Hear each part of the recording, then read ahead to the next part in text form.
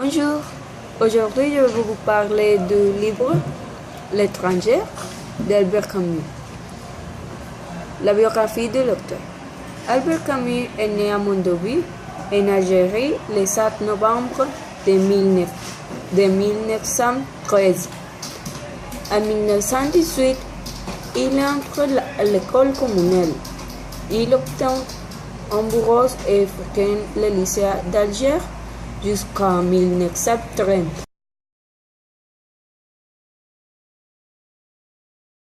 Albert Camus est l'auteur d'autres œuvres dont les plus reconnues sont La peste, 1947, L'étranger, 1942, La chute, 1956 et L'exil et le royaume, 1957.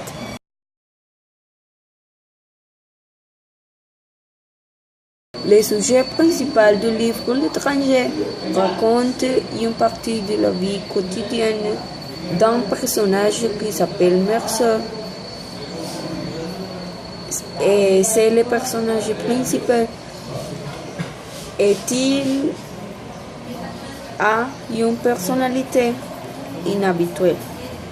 Sa interprétation du monde c'est différent parce que le récit décrit comme un homme sans sentiment qu'à la fin meurt à cause de cela.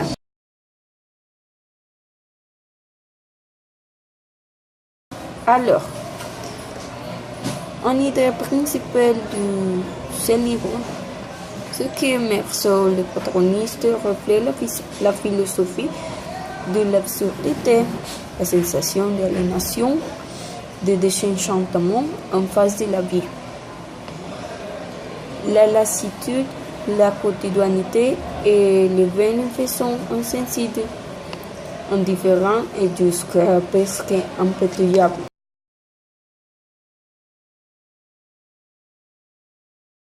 Les personnages principaux sont Merceau, qui c'est le personnage principal, Marie, qui est la maîtresse de Merceau, Raymond, qui est l'ami et voisin de Merceau, Salamano, c'est le 12e voisin de Merceau qui vit avec son chien, Céleste, c'est la propriétaire d'un restaurant où Merceau avait l'habitude d'aller manger.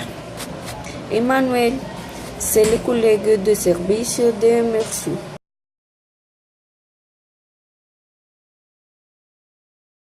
Les personnages secondaires sont Monsieur Massin et sa femme, qui sont les amis de Raymond.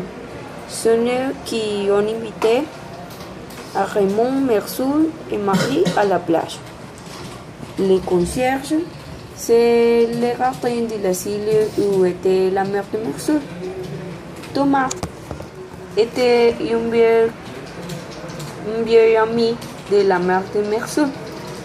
Le directeur de l'asile, l'avocat et l'arabe qui est le frère de la maîtresse de Raymond.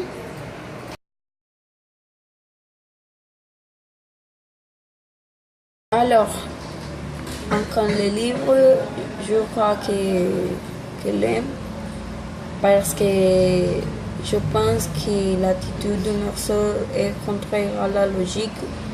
Cela se voit par son indifférence à la mort et à l'enterrement de sa mère. Il n'a pas de chagrin de sa part. La seule compassion vient de son entourage. Il est taciturne et ne ressent aucun sentiment. Son absurdité se voit aussi à travers les réponses aux questions qu'on lui pose. Il n'a chez lui une interrogation, une révolte, ni un mépris de conscience. Merci et au revoir.